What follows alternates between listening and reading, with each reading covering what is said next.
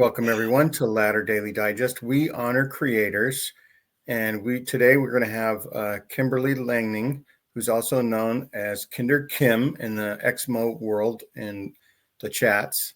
Thanks for coming on the show. Well, thank you for having me.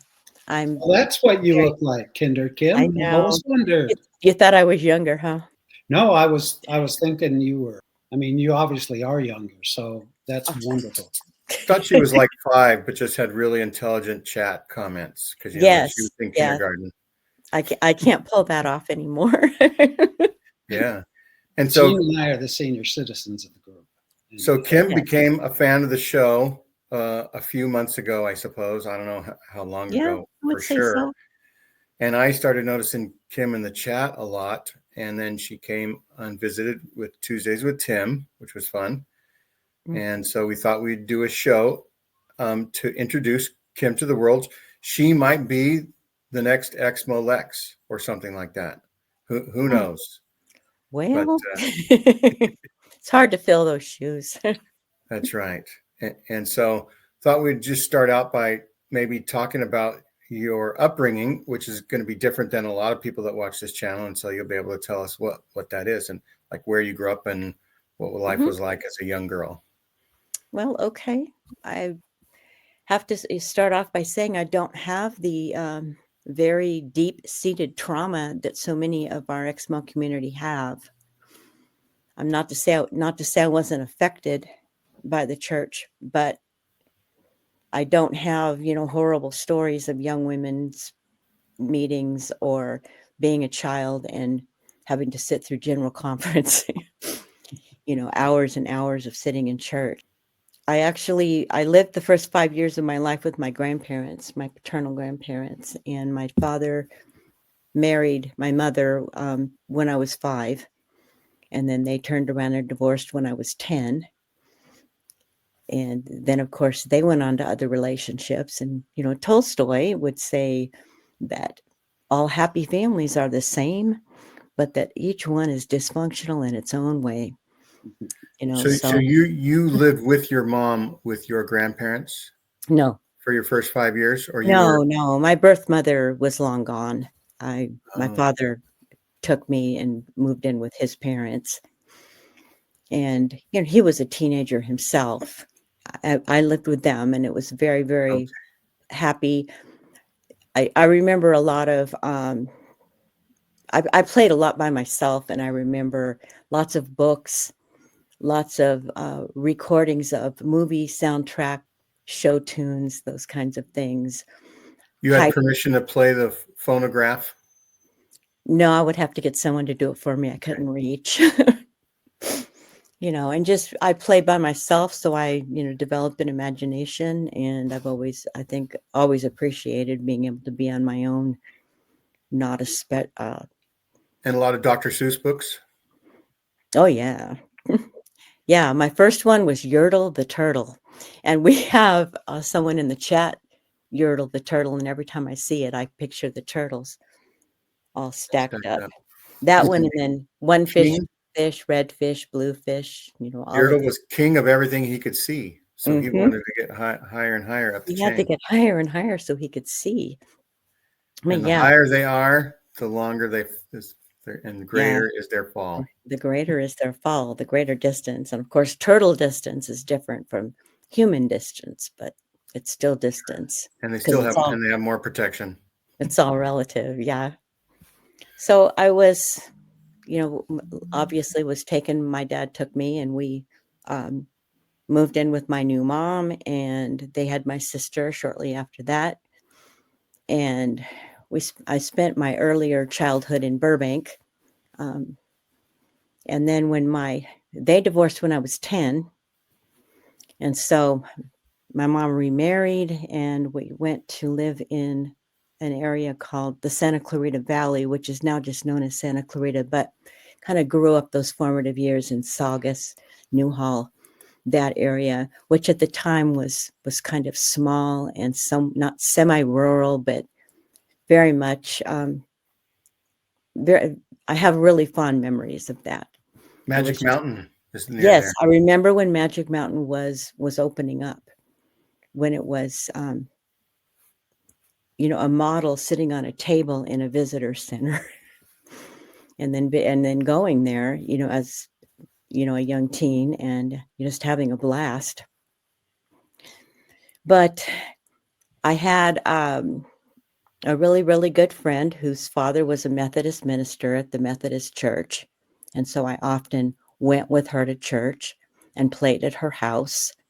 And her dad was just a really nice man. And her mom liked to watch General Hospital. And so my friend and I would get all caught up in General Hospital. And Luke and Laura? This was earlier than Luke and Laura. This would be Jesse and Phil, Oh, wow. and then Jesse and Way Peter back. Taylor. And yeah, we got all caught up in that. And of course, her mother had been watching it since, it was probably a radio show. So she had all the history, but I would. And you hadn't really gone to church very much until this age?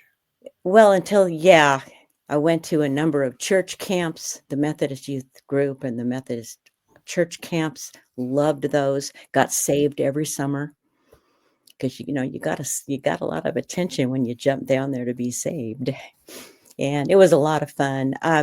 Now, just backtracking a little tiny bit, my grandmother's family immigrated when she was a child from the UK, and her great uncle was a very famous Victorian era, Edwardian era Congregationalist minister.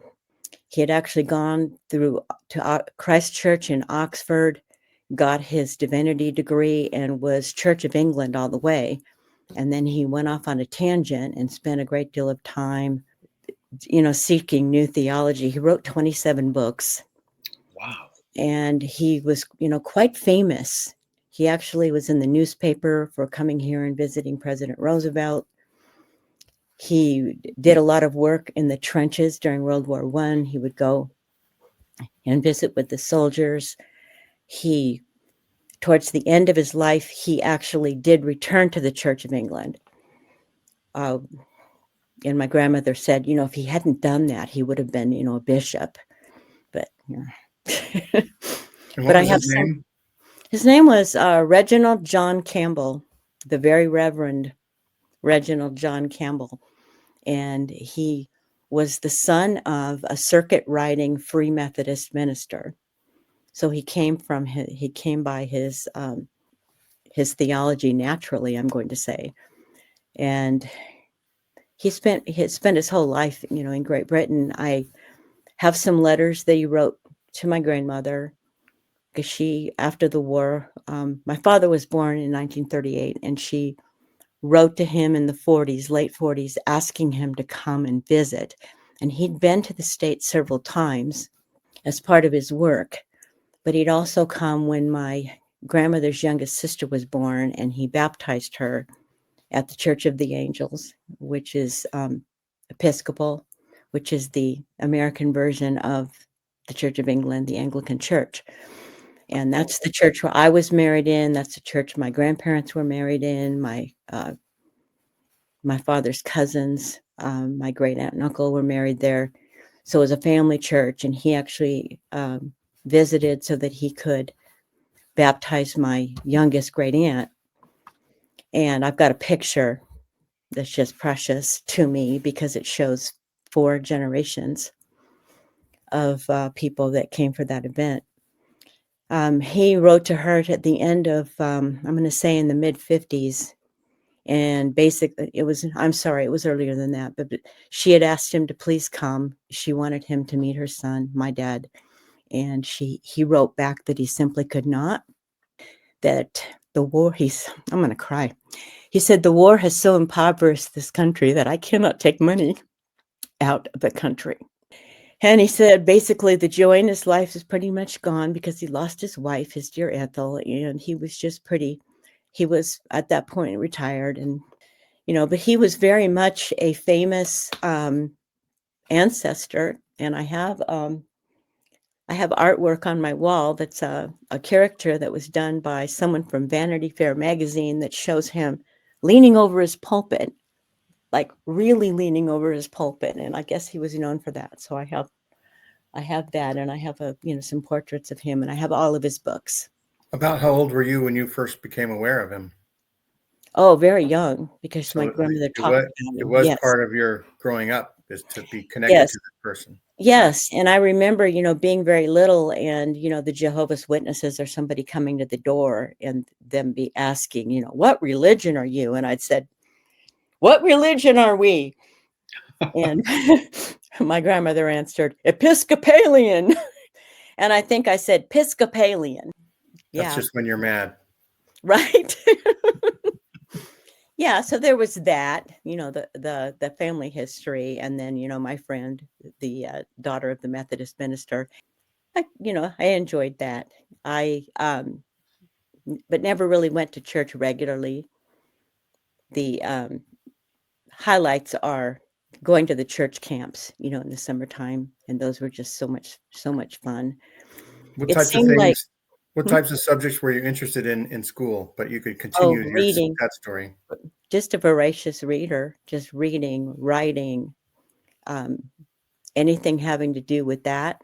I disliked math because I wasn't good at it, and back in those days, they patted you on the head and said, oh, it's okay, honey. You don't need to know math. But girls don't need to do math. Right. But when I did go to college, I did, take the math because I needed to. And I was told by one of my professors, oh, you're very logical. Because I think I had shared, I don't know how good I am at this. But yeah, so when it seemed to me that, junior high, high school, going through those years, that every good friend I ever had moved away. And I don't think it was personal. It was just a family thing.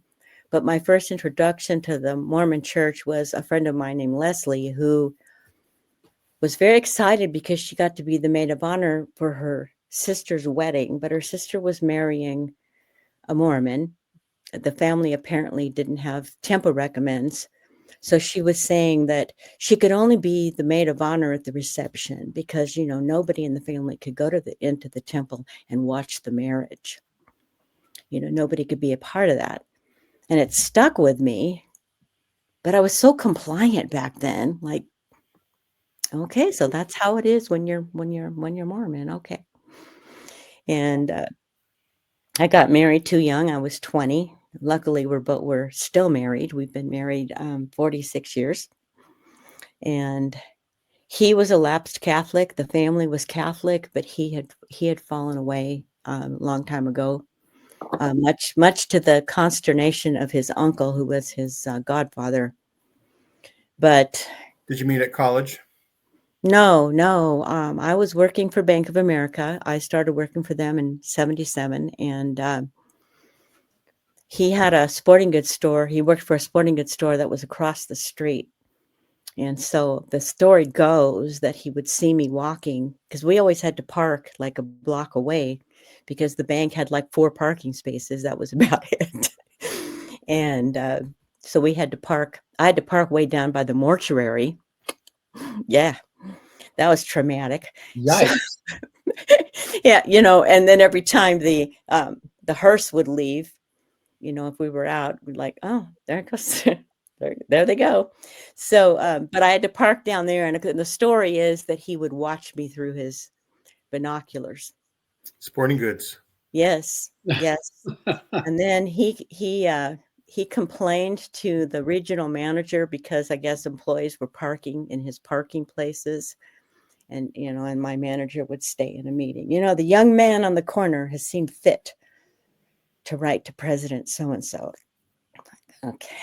So, but I didn't really know who he was. And then the vault teller called me down one day and says, Kimmy, you need to meet Danny. Danny, this is Kimmy. Kimmy, this is Danny. And he's like, how you doing? And I'm like,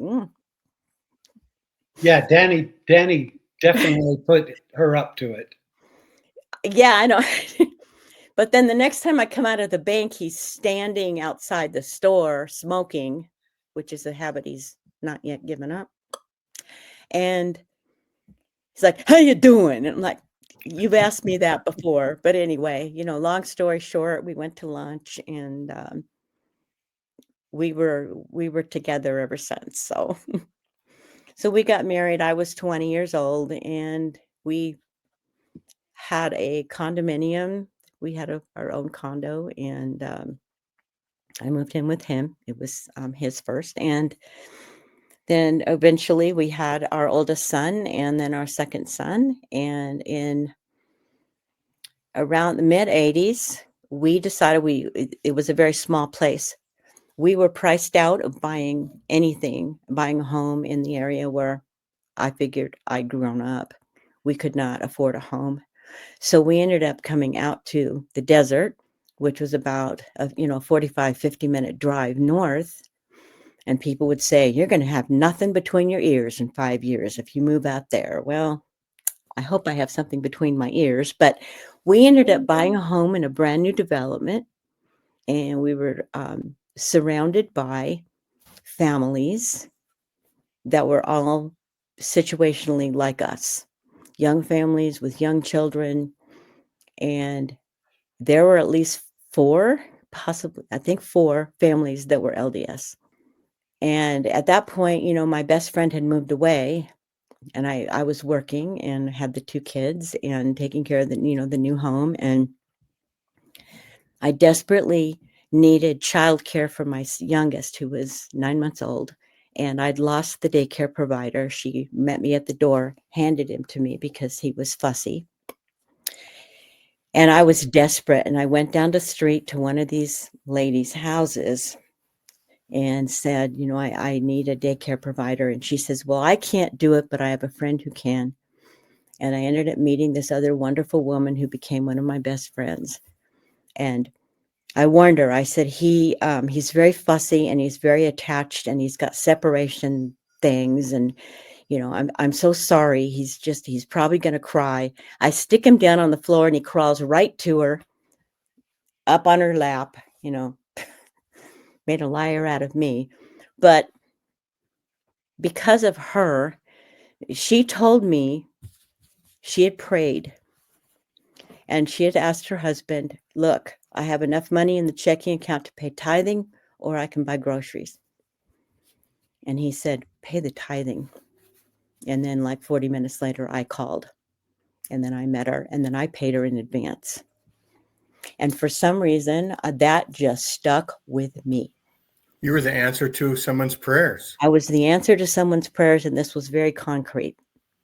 Like, wow.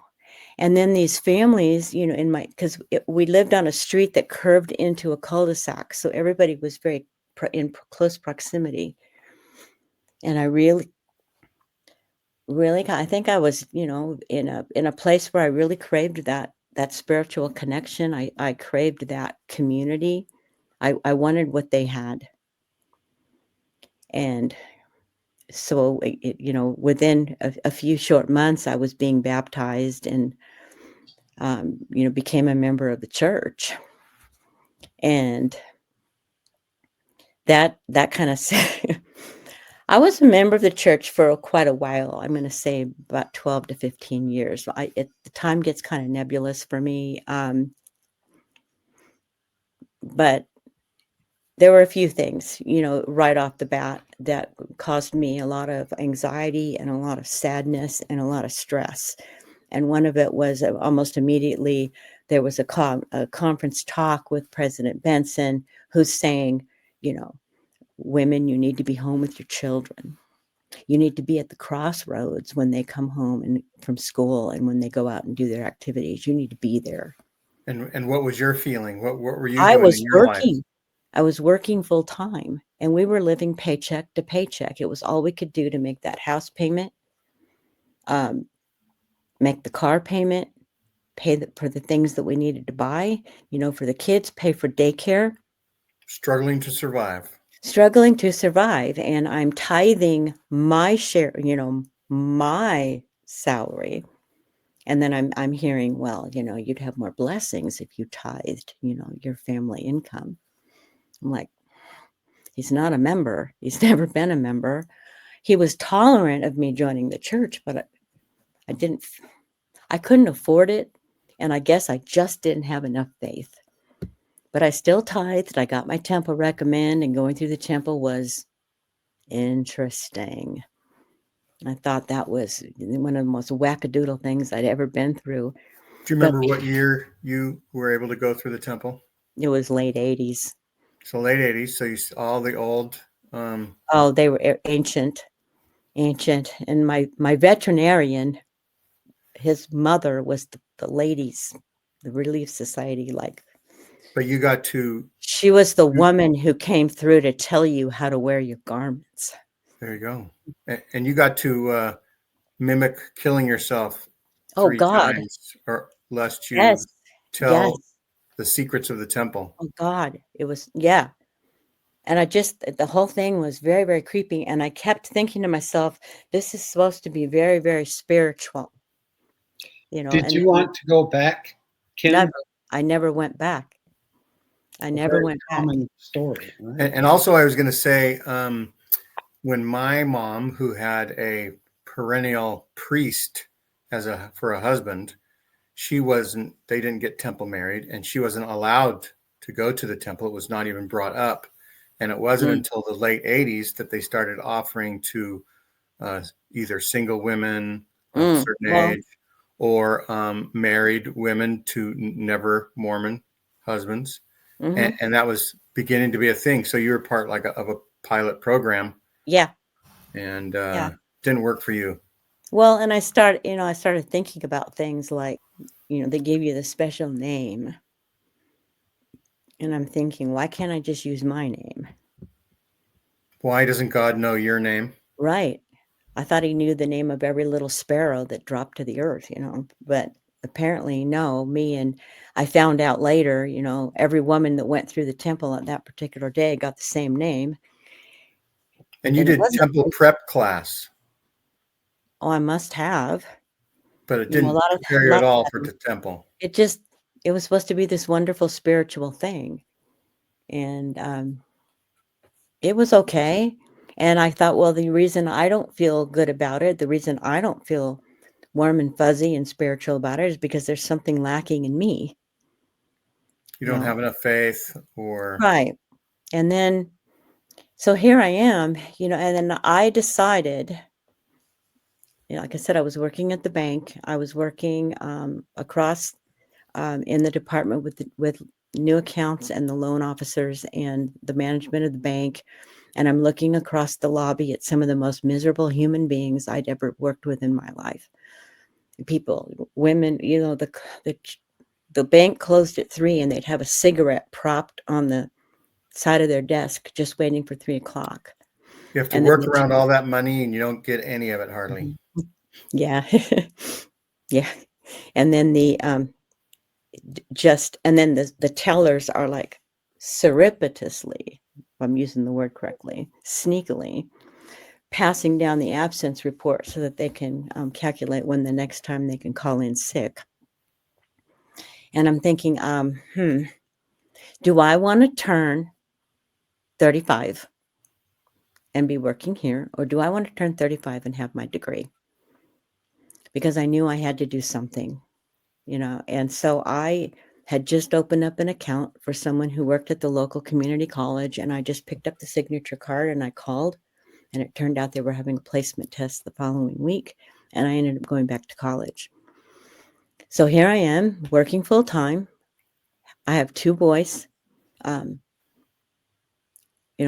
husband, and I'm going to school, and I've always called into the Relief Society of the church. And so there was always something with the church. And then visiting teaching. Initially, I was with my friend, but then they partnered me with someone else who wasn't very reliable. So I ended up doing a lot of this myself. And for some reason, we always got assigned the women, the inactive members. And talk about stressful. I'm not one to try to cold sell anybody anything. I don't like I'm phone phobic. I don't even like to call people on the phone. And here I am having to go to the doors of families of inactive people to try to talk them back to church.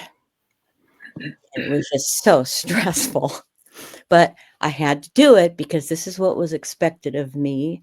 And if I could get these women back to church, then I would have the blessings of that. And then to top it off, I was assigned to an elderly woman who had been in the church since, Jesus was in knickers. And she was just extremely imperious and very demanding. And I was her visiting teacher.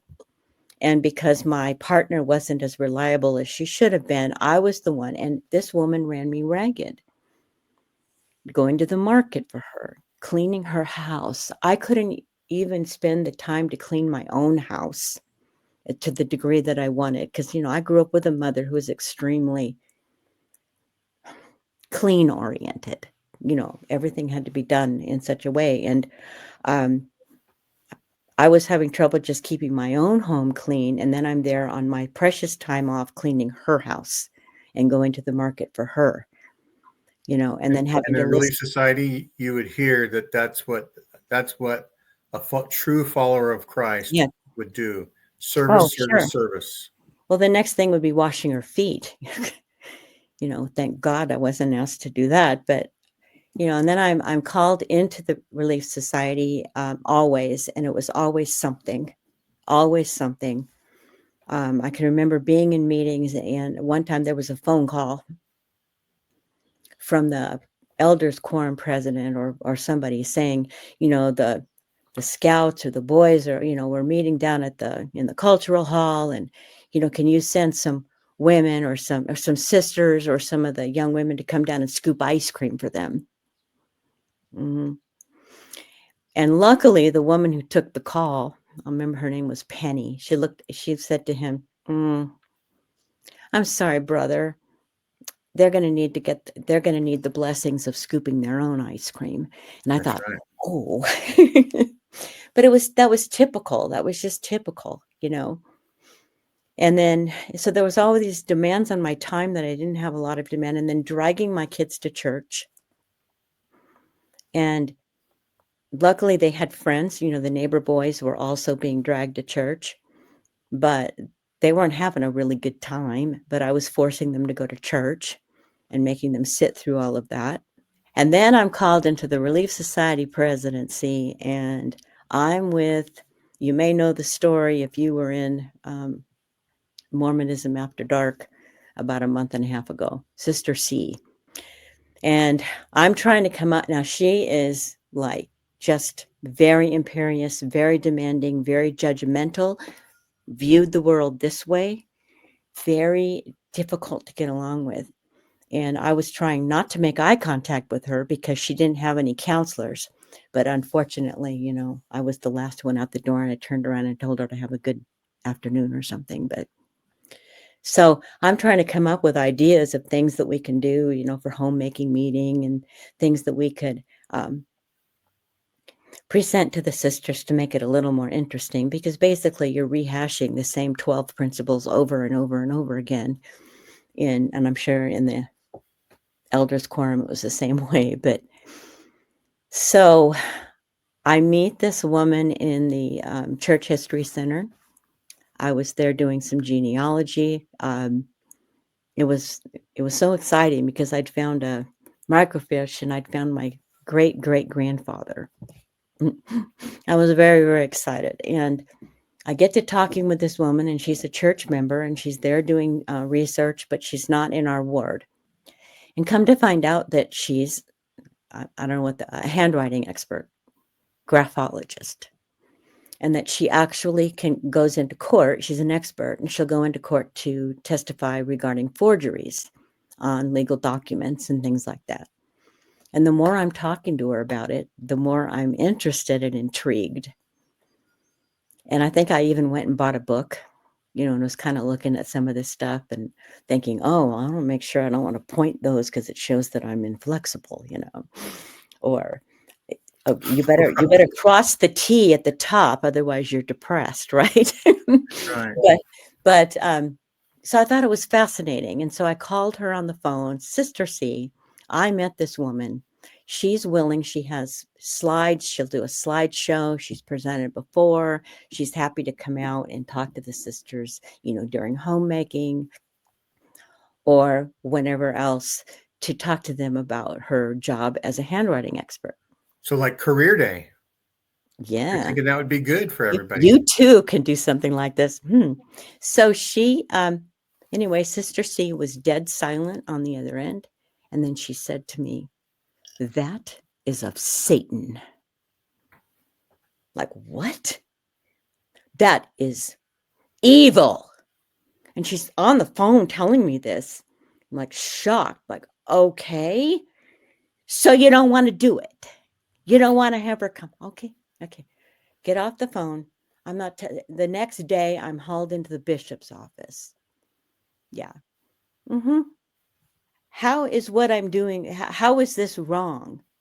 Well, and he backpedals, he pedals all around the whole thing, because he's scared of her too. And he's scared of her family, because her brother and her parents, everybody's very active in the ward and very, strict and judgmental and harsh, and, high council president and, former stake president and all this. And he's just all, and I'm like, what? She does this for a living. It's not, it's science-based. And I didn't know that much about it, but he says, well, he was going to release me from my calling. And I said, really? I said, I'm being released because she thinks this is of the devil, or this is of Satan. And then he says to me, trust me to do what is best for you. Okay. And she was the Relief Society president? Yes, she was. I don't think she ever did get the first and second counselor, because nobody wanted to work with her. But it really shook my shelf. Thought, what? And then there was just these constant demands on my time. And so you're thinking that didn't seem very Jesus-y, or very loving of your neighbor, kind and considerate. No. You're trying to do all your best to be more like Jesus, and you're helping that sister that needs all the help. Right. And you're trying to serve, you're trying to do all these things, and you get mistreated. Yes. And it's again, it's nothing like the trauma that's been experienced by a lot of these EXMOs, but I was so compliant, and I was so fearful, and I was so anxious, and I desperately wanted a testimony, and I desperately wanted to believe this church is true, and I desperately wanted to be a part of this community. And it was just slowly starting to erode. And then I stopped. I was not as active. And then I stopped making the boys were in scouts. And I stopped. I started pulling back, and I pulled back. And then I would go back, and I'd be, sorry. And yes, I'm back. I'm coming back. And then, and this is like in the mid 90s, or? Yes. Yeah. Actually mid to late 90s. And then, finally, what happened is we sold that house and we moved across town, and we didn't tell anybody. I always toyed with that idea when I didn't like the calling that I had. Move across town. Well, I was hidden for quite a while. Now I still had, but it's interesting. All of those friends in the church were, not as approachable and not as friendly. Right. And my son didn't need daycare anymore, so I wasn't seeing my friend, the woman that had been my best friend, and I missed her. But I had pulled away from the church so much that, and then she started going through a mental health crisis. And this was the final thing, right before we moved. She was going through a severe mental health crisis. She began to have flashbacks and memories of being severely abused as a child. And she had completely either blocked it all out, or I guess blocked it all out, forgot about it, covered it up. But then it all started coming out. I'm not sure what triggered it, but she began going through something that was very, very uncomfortable for the sisters around her. And when I started noticing that these sisters in Christ, these loving Christian women, were keeping their distance from her because right when she needed it, when she right needed when she support. needed it. Exactly. She was even showing signs of like a multiple personality. I don't know what they call it anymore, but a multiple personality thing. And the stuff she was telling me was just horrifying. And, I stuck with her, but then we moved, and then she was kind of pulling away. And I think some of it was her mental health problems. But anyway, I was successfully hidden. Right.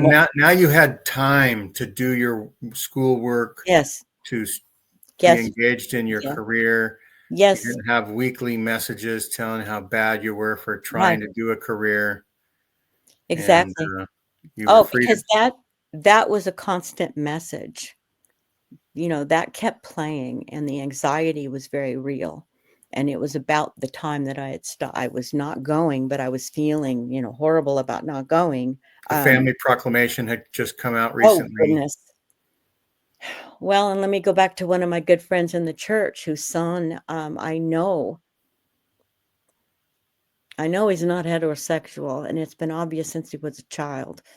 And to my knowledge, this wonderful human being continues to be in the church and lives alone without any partner, without any companion in life. Yeah. And that's, the wonderful, loving church. So anyway, that just all transpired, and the missionaries didn't find us. But dang, years later, and I'm in college full time now, and I'm working full time, and I've got, my other responsibilities. And dang it, if one afternoon a car pulls up in front of the house and I look out and it's my dentist. He was the ward bishop. He was my bishop.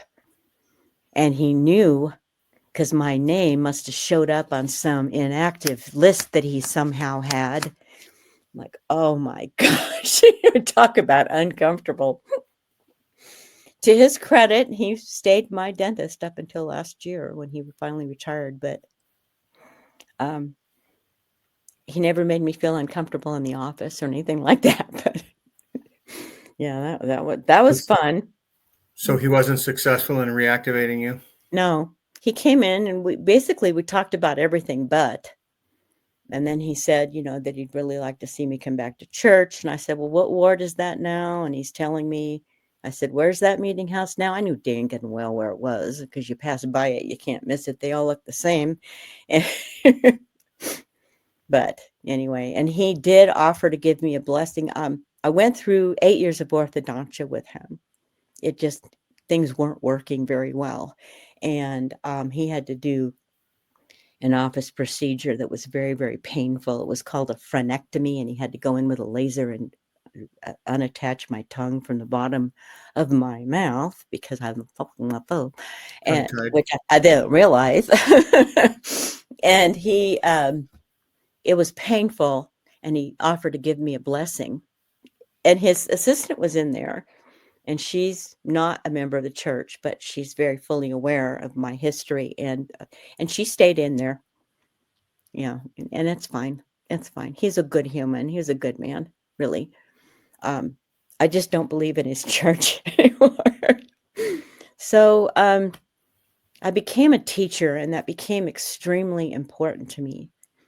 I began to see that I had a vocation, and I had this purpose. Obviously, I had You these finally had a real calling that you could feel like you were going to contribute to the world instead of just do a bunch of make work.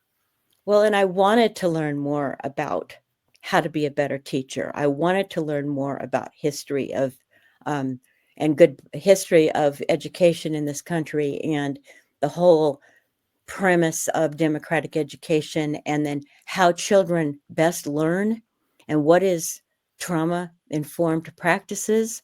How do you work with children in poverty? Because someone in generational poverty has a different mindset than someone in situational poverty. We've all been in our lives probably in situational poverty, but we still have our middle class values. And I was working my first 2 schools. I was in a very high poverty area. And as a white middle class woman, I wasn't quite being as understanding as I needed to be. Like this household has people sleeping in the bathtub. The children don't have shoes that fit. They don't have jackets, but the woman's got a full set of acrylics. And I found myself being kind of harsh internally. I would never be harsh to their face. But I started learning more about what it's like to work with poverty populations. And I studied and went to workshop with a woman, Dr. Ruby Payne, she wrote a book, something about a framework for understanding poverty. And it really opened my eyes, about how their experiences are that much different. And often your kindness is perceived as weakness. So when you go out and you buy a jacket for a kid, because the child, has, blue skin because they're so cold, and the jacket is left on the bus, or you're handing out snacks and nobody says thank you, that kind of thing. And I don't want to be that harsh, judgmental person. So, and I was working on my master's degree, and part of that was learning about the history of education in this country, learning about comparative education, the differences between education in Japan, education in Germany, and education in the United States. We take everybody. We can't, stand at the door and go, nope, nope, nope. Take everybody. Whereas other cultures, they're monolingual, and they start tracking these kids out around 10, 11, 12 years old. If you don't have the competency to be getting prepared for college, then you're going to be put into a vocational track. Nothing wrong with that. And we need to look at that in this country too.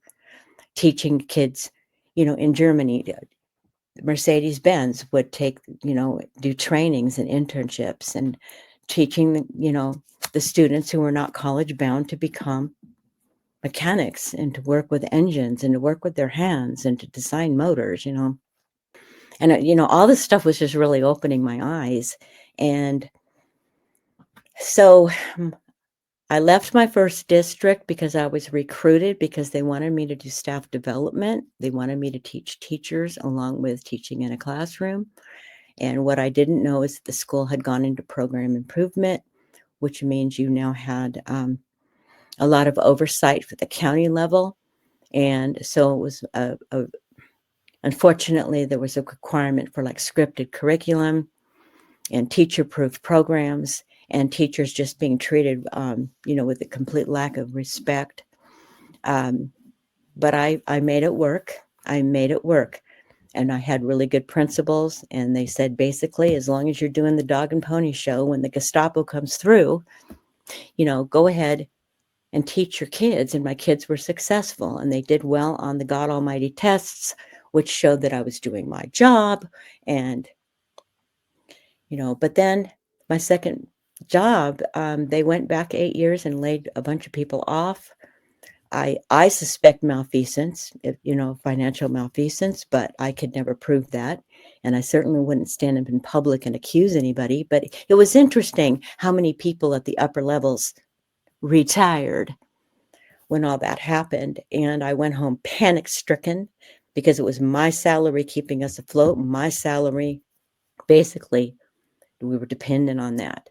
My husband worked retail his whole career and was awfully good at it, but it doesn't pay. So I went home. I put up on Facebook, I just got a pink slip, and I was panicked. I had been teaching for Chapman University. I'd been teaching the reading methods coursework. And what I was doing is I was in there teaching teachers how to teach reading. How did you get that position? Because I had gone through and got my master's, and then I went through and took extra coursework for a reading specialist credential. Plus, I had been working in the office. I'd left the bank for like the last year and a half.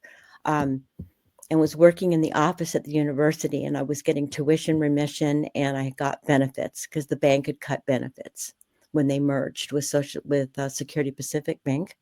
And we were all put to part-time, and we lost our benefits. So I ended up working in the office. Well, by working in the office, I got to know a lot of these deans, the dean of education, the dean of psychology, and I was in a lot of their classes. And then I got the reading specialist coursework, and I was doing that.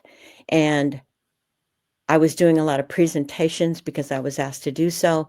And then the dean of education asked me if I would start teaching those classes because they were going to be replacing the woman who had been doing it for like the last 15 years. And she was, having her own issues and really needed to, kind of waltz her way out.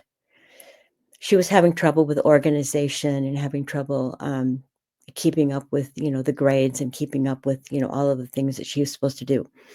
So I was teaching the reading methods coursework and loved it. I did that for 10 years. So I would tell people I teach kindergarten and college.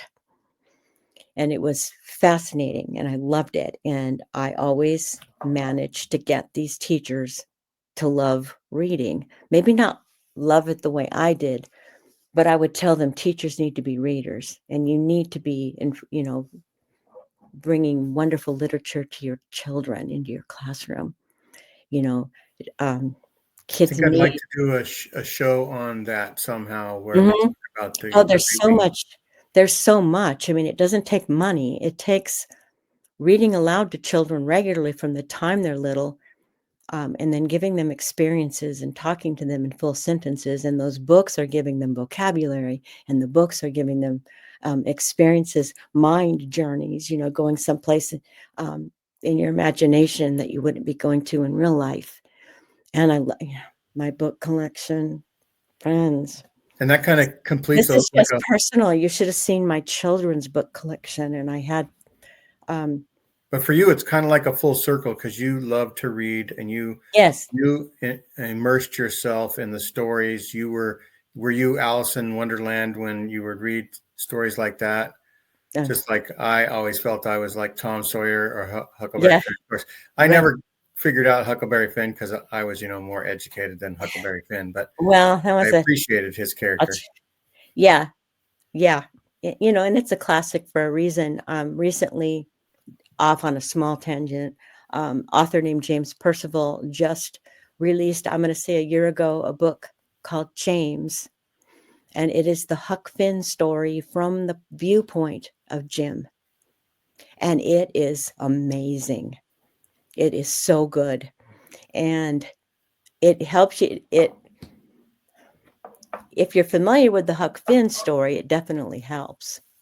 But, there's some twists and turns in that one. And then the experience, of course, coming from the viewpoint of a highly oppressed slave, named Jim, who actually in the James book now, I can't remember for sure in Huck Finn, but he had a family. He was a human being. Probably in the and I don't want to give too much away in case nobody's read it, but there's allusions in the book in James that he probably had a white father, was the slave master, so a little bit more privileged. Right. So, and so anyway, did you also, I remember talking with you at some point where you mentioned the 7 habits of. Well, I'm getting there, Gene. Okay, I know. Let me get there. Yes, absolutely. I'm getting to that point because I put it up on Facebook, and because I'd been teaching the college classes, I immediately heard back from one of the teachers in a neighboring district who had been in my class. And she said, and she had told me before, and now she was repeating herself, you need to come interview at my school. And she worked for a new charter school. It was in its first year. And she said, I think that you would really like this. So well, nothing supernatural about this, just good old networking. Good old networking, right? I put good stuff out in the universe, right? Mm-hmm. So I was hooked up with the director of the school, the two founders of the school. They invited me to come in and have an interview. And these two women are just, they're amazing humans. But I'm having an interview with them. They have their phone and they have their laptops, but they're interviewing me. While they're working. And they're saying, we can multitask. Well, they were busier than one-armed paper hangers because, starting a new school is something else. When 3 years later, we started the school in Lancaster, the second location. And I remember the director looked at me and she goes, starting a new school is ugly. It is. It is, because you're building an airplane in the air is what you're doing. And you are the infrastructure, And I can remember complaining. I'm sitting in the bathroom, which is half finished, by the way, and there's no toilet paper. And I'm like, going to the door, you do excuse me. And I said something, there's no toilet paper. And the director said something like, well, then go get it. So, but anyway, during the interview, we're talking and talking and talking, and they're obviously, very open and very impressed with me. And they end up telling me that what ended up happening is when they were ready to start the school, they had breakfast with some other disillusioned parents from another school. And one of these parents was a professional chef. And she said, I just read this book. It's called The Leader in Me, which is by Dr. Stephen Covey. And it is a child's version of the 7 Habits of Highly Effective People. And she said, we're going to be using this as our social emotional curriculum. We believe that it's just as important to develop and teach and nurture a child's social emotional development as much as their academic growth. Life skills. And so I did research. We ended up having some training. Somebody came out from Franklin Covey, which publishes Dr. Covey's work, and did the signature training, and I was hooked. This was amazing. These habits are basically principles that you just use as a framework to live a good life.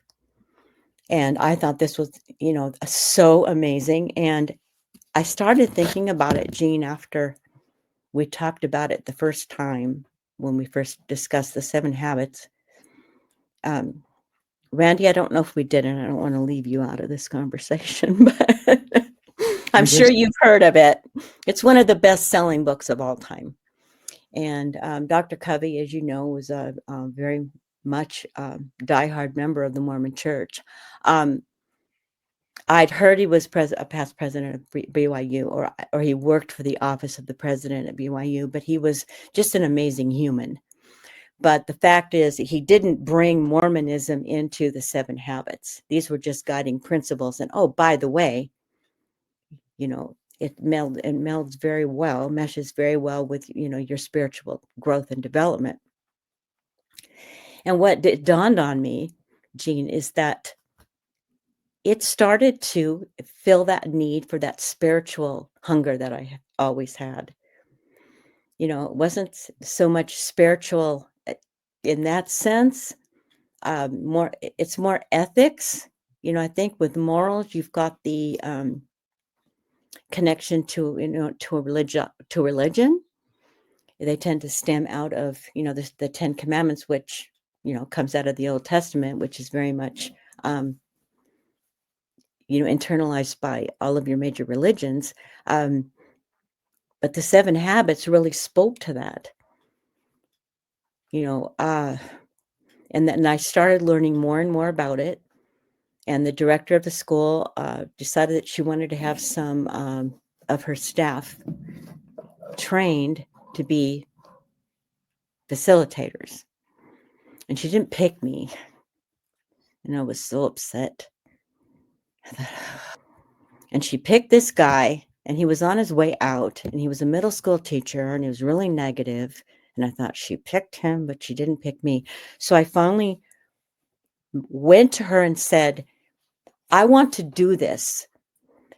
Pick me to do this. I can do this in addition. It's not going to cost anything more but my time. And have somebody do this that's committed to it, that believes in it. Have somebody passionate. Because if you're passionate about something and you're teaching it, that comes through.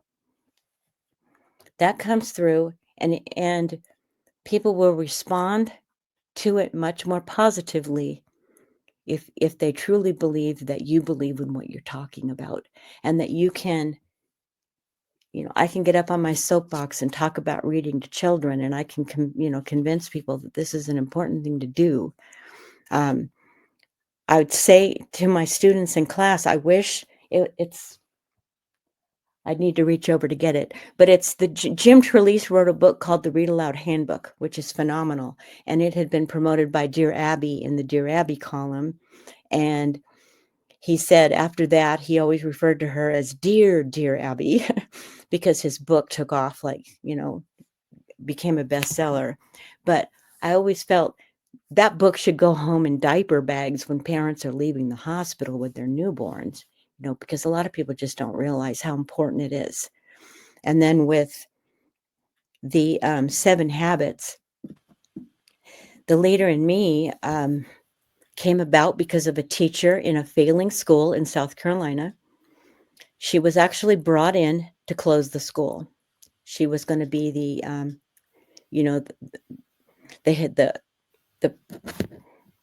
I can't think of the word. She was going to come in and close the school. She was like the corporate guy that comes in to shut down the business they just bought, The hatchet man. Hatchet, yeah. So, but she realized, she went to a signature program with Dr. Covey, and she went to him afterwards and she said, do you think this is something that could be done in a school?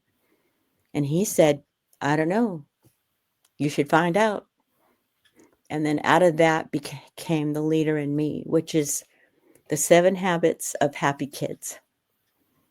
And basically, she turned that school around to the point using the 7 habits and she had to replace half the staff, because if you don't have buy-in from your staff, it's not going to work. You have to have critical mass. You have to have teachers and classified staff, people at the school that are willing to do the work and believe in it.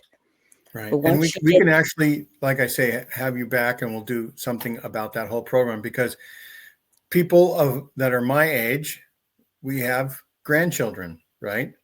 Yes. People who are listening, who have kids, almost everybody, 20 and up could use this information. Yes. Even if you can use it to help your own life. And so we could do a show on that. That would be great. So we'll put a pin in that, but let's go to where you start. How do you start doing things where you start listening to, we'll say, Mormon centric type of podcasts and things? How does that come into your life again? It became apparent to me around that time, as I'd finished school, I'd started teaching, and I was just having teaching kept the monsters at bay. Teaching kept most of the anxiety at bay. But what I was discovering about myself is that I was really starting to experience symptoms of depression and anxiety. And I hadn't really connected it to leaving the church, but that's about when I went to my doctor. I had a wonderful gynecologist, and I said, this is how I feel. And he said, well, I hate to use the term depression, but, if the shoe fits. So I prescribed a light antidepressant, and I started to feel better. And, I come by it honestly. I know my grandmother suffered from it. Her father, my great-grandfather, suffered from it. My father suffered from it. My father probably one of the best humans I ever met in my life, but the man had demons, and he self-medicated, and he died young because of it. And I think a lot of the anxiety and the guilt and the self-flagellation and the, all that negativity that I was, bringing upon myself because I wasn't being a good member, and because I guess I just wasn't being faithful enough, because I kept hearing, if you're faithful enough, it will come. That's right. If you read scriptures and you attend church, everything will work out. Exactly. Nobody talks about mental health or positive affirmations or doing things for yourself because, just like when you're flying in an airplane and there's some sort of emergency, turbulence or whatever, maybe cabin pressure goes down and the oxygen falls. Yes. They say, if you're an adult, put the mask on yourself first. Yes. So that you can then help other people. Exactly. And so that's what is missing, I think, a lot of times in a church setting. Yes. Is like, just pray and a mask will appear on you. Yes. And you can help everybody else because you're being led by the Spirit. And there really needs to be tools that we can use. And so all these things will help. And so you were getting some help medicinally. Medicinal purposes, yes. Did you also seek mental health? I did not at that point. Okay. I did not at that point. I didn't do that until just, a few years ago, when I was starting to look down I was starting to look down the road and seeing retirement and thinking, what am I going to do? And it was becoming a little more challenging to run a classroom because the demographic has changed. The behaviors became more and more troubling. You had to go through COVID. Yes. Well, you see, one of the things with the leader in me is schools, when you've internalized and you are teaching the 7 habits to kids and you are doing this, what you want to do is leaderize your school. And so the kids get to step into leadership roles. And you have to hit, I use the term critical mass again, but we had struggled with, we were a dumping ground for a lot of the local public schools. I was at a charter school, and we were a dumping ground for a lot of the local schools, and from parents who were about sick of the local school calling them, every other day because of their child's behavior. And so they thought, oh, well, I'll put this, little Johnny in a charter school and they'll fix him. Like, well, so we were starting to hit critical mass. It was starting to get to the point where most of the kids were embracing the 7 habits, and we were integrating it into their projects, because they're a project-based school, using it in conversations, connecting it to literature, books read aloud. It was really starting to happen, and then COVID hit. And that was a real challenge. I look back on it and it's like I didn't hate it. It was just extremely challenging to teach virtually, especially teaching little kids. 5-year-olds are not designed to come online with their teacher and learn. But I had a schedule that had them up and down a lot, and then they were supposed to be doing some things on their own independently with parent support. So when we returned to campus, it was very different. It was very different.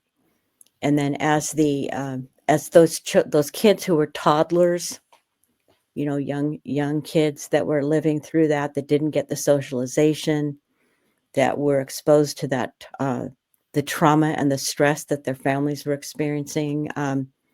They entered school kids have always entered school behind the starting line. There's always kids who are not ready, but they have to start school anyway.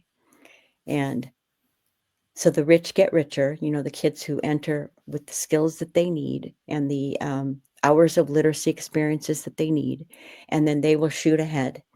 And then the kids that were not prepared and didn't even have the socialization, and was seeing, like, the last few years, the lack of socialization, the lack of social skills, their inability, and I'm using a broad brush, not every kid's like this, but the inability to get along with others, and then their parents, the mindset and the There's a lot of things that we could fix. A lot of things, that yes. need fixing. And so Exactly. Yeah. And so how did you come upon, did you say Lexi, the ex-Mormon? Oh, Was the first. How did you stumble I upon was I was finding various, that? YouTube. Lex. Yes. I was finding television. There weren't a lot of television shows that I liked a lot.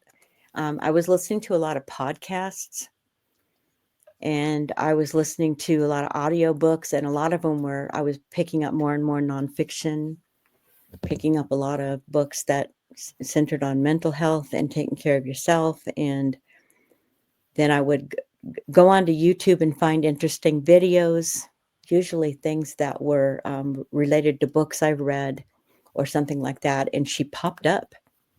She popped up on the algorithm, and I listened and thought, oh my goodness, wow, yeah. And so I went through the backlog and was listening to her and so you watching. could tell that she experienced a different type of trauma Yes. than you did. Yeah, and I think initially it was like, oh wow, let me get popcorn. She really went through it. But then I started, listening to others and started seeing, wow, some people have really been through it. I feel like an imposter when it comes to saying, well, the church traumatized me. I don't think there was trauma in the way that you would define trauma in a mental health context, but it sure caused me a lot of anxiety. It sure caused me a lot of stress, and it took time out of my life. It took time away from my children. It took time away from what I could have accomplished with school, in my house, working on my yard, all of these things that matter to me. I love gardening. I love all of that. And I just didn't have the time. Right. That reminds me, that's probably the first thing that stood out to me in the chat. I had seen you here and there, but you commented, I think, do you think we could sue the church for getting all of our lost time back? Yeah. And it's I don't know if there's a bank of lost time, or if we gave it to you, you would be 5 years younger. Can you imagine? I don't know. 5 extra years. I don't know. That's quite a concept. I was listening to a podcast by Mian Bialik, who's, was a child actor and was just recently on The Big Bang Theory for a while, Dr. Amy Farrah Fowler. But she had Will Wheaton on, and Will Wheaton was on Star Trek, and plus, a child actor. Trauma, now that's real trauma, okay? But what some of those kids went through. But he was talking about, they're talking about time being like a layered cake, and that you are basically,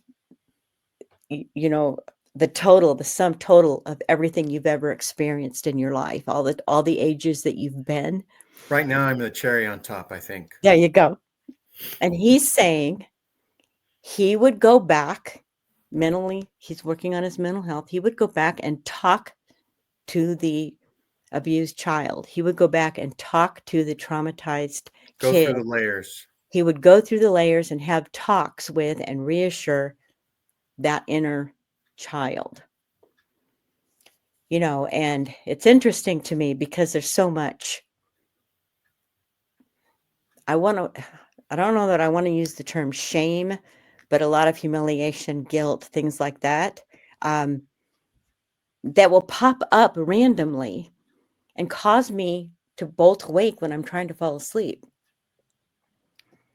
And I thought that is just a really good way to approach it, besides taking lorazepam, Ativan.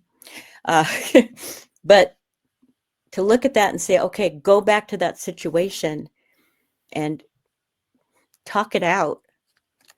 You were looking for something. You were trying to do the right thing. You were trying to please a church that had a God that could condemn you to hell for eternity. And these people, they know what they're doing, so go along with it. So I was trying to fit into that. So going back and talking and saying, that's why you did all of that stuff. You were trying to do the right thing. You were trying to make good, healthy choices for your family.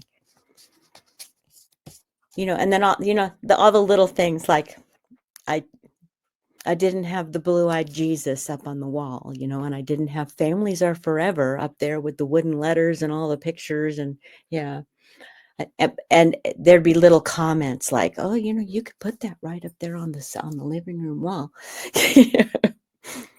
And I'm thinking to myself, and you missed out on the opportunity to shame your husband into not being a good enough priesthood leader of the house. Oh, I knew I could never get him into the church. And it was, when my youngest son was blessed in the church, he got to be part of that circle. And I was kind of embarrassed on his behalf, because I knew he didn't believe this stuff, but he was just so good to me, being so supportive of me. And I'm thinking about that years later, like, oh, he could be there holding our son during this blessing, but I had to sit, I had to sit in the pew, next to the screaming toddlers, Third class saints. Somebody said the priesthood ban created second class saints, but all the women are really third class saints. There needs to be a book written about that. Yeah, well, I was going to say in recent, by looking at, watching, and learning from these podcasts, yours, obviously, RFM and Bill Reel, but also Alyssa Grenfell, Maven, Rebecca, Landon, looking at their stuff that they're doing. I learned so much, and I've come to understand a lot of what, that I can connect to a lot of what these people have gone through, and I can be a support. I can be an ally. That's right. We have some friends that are going to try to do that support thing. They're going to try to get a Thrive in the Phoenix area coming up for the summertime, and we're going to have a show, hopefully, where they talk about all the things they have to do to make that happen, and to publicize it, and then afterwards get a debrief from what they thought about their Thrive. Well, so many good conversations come out of these. The show Tuesday night, with you and Randy. Tuesdays with Tim. Well, I did try to log in, but I think the problem was that I was I had my iPad going and I didn't turn it. Everything kept going wrong. And then, of course, I was embarrassed. So then later I'm like, oh my gosh, I'm so embarrassed. I can't ever show my face. That's right. That's okay. And you know what? That is the #1 Tuesdays with Tim show of all time. That one was just amazing. The conversations, and then now I know about Megan, and I can go back and look at some of her stuff because she's talking about situations that I know I can relate to, and just everything she's gone through. I remember listening to Dr. Phil, a podcast that he had, talking about at that point the children were still gone. They were still missing. And the grandparents were begging and pleading, please, we will take JJ. We will take Tylee. We want them. And of course, she would not divulge where the kids were. And understanding that Megan was going through all of that at that time and earlier, and kind of grew up with that level of, weirdness. That's right. It's a fine line.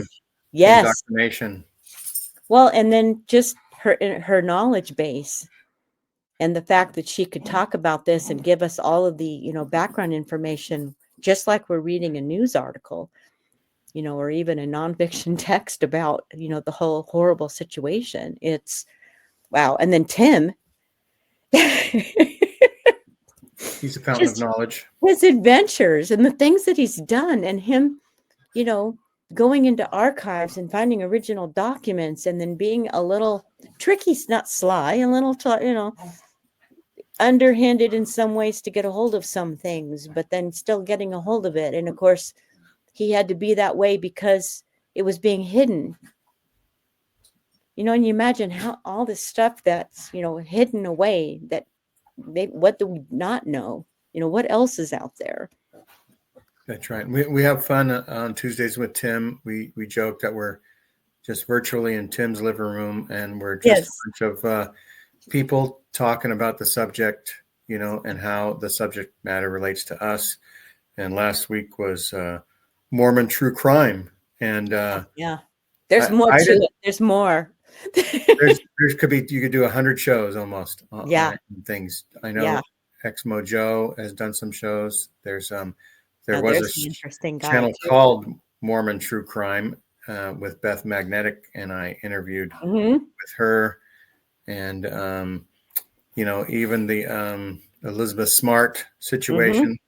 That's multiple episodes just talking about how that all happened based on Mormonism / weird interpretations of scriptures, right? Yeah. And so those are dangers, and when everybody's life is entwined with something somewhere, and so I learned a lot. I read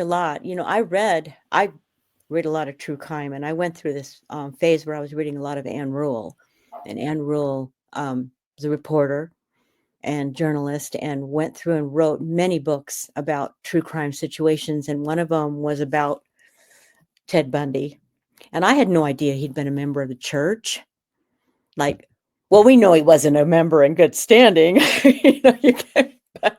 You carry a burglary and murder kit in the back of your car, That's right. Anyway. He was a temporary member, just like there's temporary still, commandments. There was a connection, there was a connection. And then someone mentioned, I think they mixed him up with Gary Gilmore, but there was another Utah connection, the fact that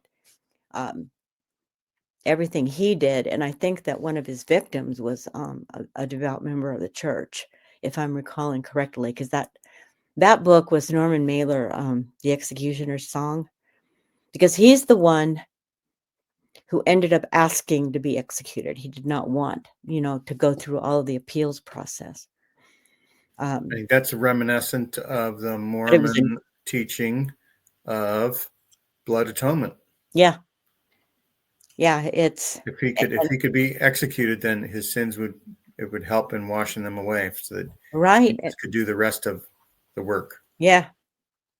Yeah, and I remember the TV, I think it was a TV movie with Rosanna Arquette, and God, I don't know, I forgot who played Gary Gilmore, but yeah, and we can go off on a bunch of tangents. We can, and I won't. I'm sorry. And Randy is actually probably going to be on Megan Connor's channel coming up, because Megan's interest was piqued, and so she's got something planned with Randy. We'll see if it's in a week or two, or how long Megan needs to decompress. But anyway, and then I know Randy's got a good show coming up this week, right? Right, and it'll already have happened by the time this show airs, because I have to edit. Okay. But we'll just let people know either the day before you hear this or a couple days before. We did a show on final disposition, because Randy had been I was an assistant funeral director. And so Randy has lots of different experiences in his life, but anyhow, thanks, Kimberli, for telling us your story. It was a lot less than the 6 hours it would have taken on John DeLynne's show, but we kept it under 2 hours. I appreciate that. And I'm sure that the viewers would appreciate that as well. And I know Randy appreciates it, because he's sitting there. That's right. Being very patient. Well, Randy was all ears. I had a lot of things to say, but I just listened to y'all. That's right. And so it was good, and we will have you back for other shows, and we can talk about more things. But thanks everybody for watching. I appreciate it. And thanks for coming on, Kim. Okay. Thank you, Kim. I'm going off to a fundraiser dinner for an animal rescue. So there you go. It's not, the dinner isn't rescued animals, is it? Yes, they're all sitting around the table with bibs, dogs with bibs. It's a meme. They're not serving them on a No, there is a wonderful young woman who's a professional musician. She runs a dog rescue, and she's trying to get the 501(c). She's trying to get the tax exempt or the status so that people can make donations to her and write them off. Sure. Right now, she's funding everything herself. And so there's a little fundraising dinner at a local Italian restaurant, and I'm going with a friend of mine. And I have a cat I'd like to donate. Well, she's going to sing, and then we're going to put money in her basket, I guess. So you get to pay for the entertainment. That'll be fun. And it will be people sitting around eating an Italian dinner, I'm sure. I don't think the dogs are going to be in there. They should show Lady and the Tramp as part of that, because oh gosh, one of the most famous scenes ever. That's right, where they end up kissing because of spaghetti. Yes, I tried to do that in real life, and it never worked out. No, it never worked. All right, thanks everyone for watching, and have a great rest of 2025. Yes. Okay. Bye, Randy. Bye, Jean. Bye.